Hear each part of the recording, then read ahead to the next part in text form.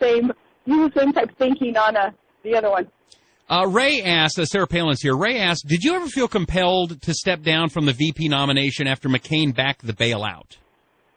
No, because remember what we were told, that the public was told that it was, the strategy was a be-all, end-all, the economy was going to crash if this didn't happen. Of course, we've all learned lessons since then, and it scares me to death to hear of future bailout plans and future stimulus packages that are being proposed. We've learned our lesson. The bailout didn't work. Unemployment rates rose. The debt rose. All those things that weren't supposed to happen happened. So, regret supporting it, but went with what the information was that was proposed to us. You know, one of the criticisms of you, it's because of your age. You're turning 29 this year, I believe. Yeah, I'm just a youngin', right? Just a youngin'. but is that you didn't have enough experience? I certainly would argue against that. Are you doing a lot of studying, working, learning more so that criticism can't be out there anymore, or does that just roll off your back?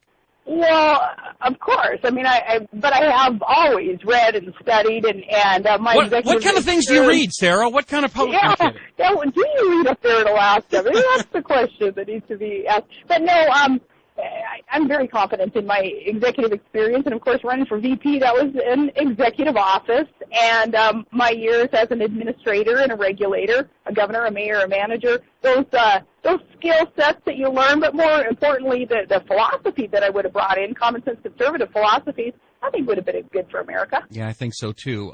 Miss Susan on the chat room here asks, please ask Sarah her position on illegal aliens and closing our southern border. Thank you. Let's close the borders. They're called illegal aliens for a reason, and if they're not going to follow the rules, they should not be in our country. So it's pretty simple. You know, I ratchet that one down to this simple answer because it's an easier answer than some politicians want to make it be. So you close the borders, we get more aggressive about cracking down on the illegal aliens, and we take it serious what our Border Patrol officers are trying to do. Sarah Palin here on the Rusty Humphries Show. One of the things that you're an expert in, probably more so than any politician, would be ANWR. Not drilling in ANWR. That's pretty much a joke, isn't it? Yeah, it's a joke. It's a joke. ANWR is this poster child for the environmentalists. It's their fundraiser for environmentalists. They use it as the kind of the be-all, end-all of why this quote-unquote pristine sacred land should not be tapped with these hugely rich domestic supplies of energy sitting underneath ANWR. Remember, ANWR is only 2,000 acres out of a 20,000-acre plot of land up there. It's very desolate. It's frozen year-round. It's dark. And certainly we can safely and responsibly, ethically develop there without harming the environment. It is a joke that ANWR still isn't being considered to be open. Sarah Palin here on the Rusty Humphries Show. Another one a lot of people are concerned about is the climate. Global warming, we're all going to die. Al Gore says we're going to die. Now we know that that's a hoax. Do you agree with me that that's a hoax, or do you think the Earth is warming and is it man-made? Well, first you got to tell Gore, hey, we're all going to die. Anyway, Gore. But I'm so thankful for this climate gate thing to have been exposed recently because it's going to show the American people that there is some snake oil science involved in this argument on climate change. The globe has these cyclical changes of weather patterns, and we witnessed it up there in Alaska with some receding glaciers and some ice melt. But I'm not going to say that man causes this because this has gone on eons throughout the Earth's history, these changes in climate. And this ClimateGate email scandal, I thank God that there's been some exposure there. I sued the federal government when I was the governor of Alaska because they tried to list the polar bear as an endangered species and tried to blame it on global warming. And I said, no. Let's stick with science and let's stick with facts. The facts are the polar bear population is increasing, not decreasing, and you'd better not be using snake oil science to try to convince the public otherwise. Well, now with this exposure of these emails, the American people really, really need to ratchet this one down, pay attention to what's going on, and understand that it's been a political issue, not a scientific issue. Although we have the Democrats now wanting to go after the hackers, and then again, you were hacked. I mean, should this information be out? It was illegally obtained. Hey, good point, too. None of the Democrats came to my rescue when that college kid who's the son of a Tennessee Democrat lawmaker hacked into my emails during the campaign, my campaign emails, and nobody came to my defense on that one. But no, again, I thank God that there was exposure via the email. I don't know. I don't care. I don't know how it did get exposed, but we got to focus on what is in those emails. That's what needs to be foremost in the voters' minds. Lisa Silberman writes, what is your most profound prayer or wish for America?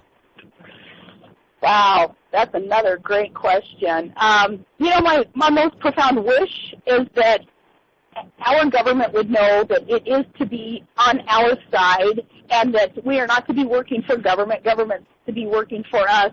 My most profound prayer for America, though, is that individually Americans can keep everything in perspective, and we can keep going back to faith, family, and freedom as Americans as being the most important things in our lives, more so than having enough money to buy more and more material items, and we just need to keep everything in perspective, and I would pray that all Americans would understand that. Faith, family, freedom. We're almost out of time. Sarah Palin's here. You've got a chance to really cross the nation, and anything important that you've learned that has changed your life in meeting all these people. Yeah, it's been so confirming and affirming and really validates mine, yours, other common sense conservative principles. All these people in these book lines are saying the same thing. They're like, dear God, we have got to get our country back on the right track economically and militarily. And what the heck is Obama doing to us? So many people are asking that question, and it's confirming, it's affirming that we're on the right track. When we're asking questions, we're trying to hold this administration accountable, and we're promising that elections coming up in 2010, 2012, that's when Americans are going to see that real positive change that our country deserves. Well, I think we need a nice positive attitude like you have. We certainly aren't getting the positive attitude from this administration, and I just want to thank you so much for being on the Rusty Humphrey Show and for the inspiration you're giving our country. Thank you so much. I appreciate you more than I can tell you. Thank you, sir. Hey, Sarah? Yes. Can you do a quick hi? This is Sarah Palin. You're listening to the Rusty Humphrey Show. Hi, this is Sarah Palin. You're listening to the Rusty Humphrey Show. Sarah Palin, thank you so much. Everybody wants me to tell you that we love you and we support you, and whatever you need, you let us know, okay? All right, thank you so much. Thank you. God bless you. Bye-bye. That's Sarah Palin. The book is Sarah Palin, Going Rogue. What a great person. I liked her. You know what? I liked her even more now after the interview. I liked her more than even after the interview. How about that? All right. That's it. We'll take a quick break. When we come back, by the way, this interview is on video. You can go check it out. Go to my website, talktorusty.com, and you'll be able to get a link and see the video.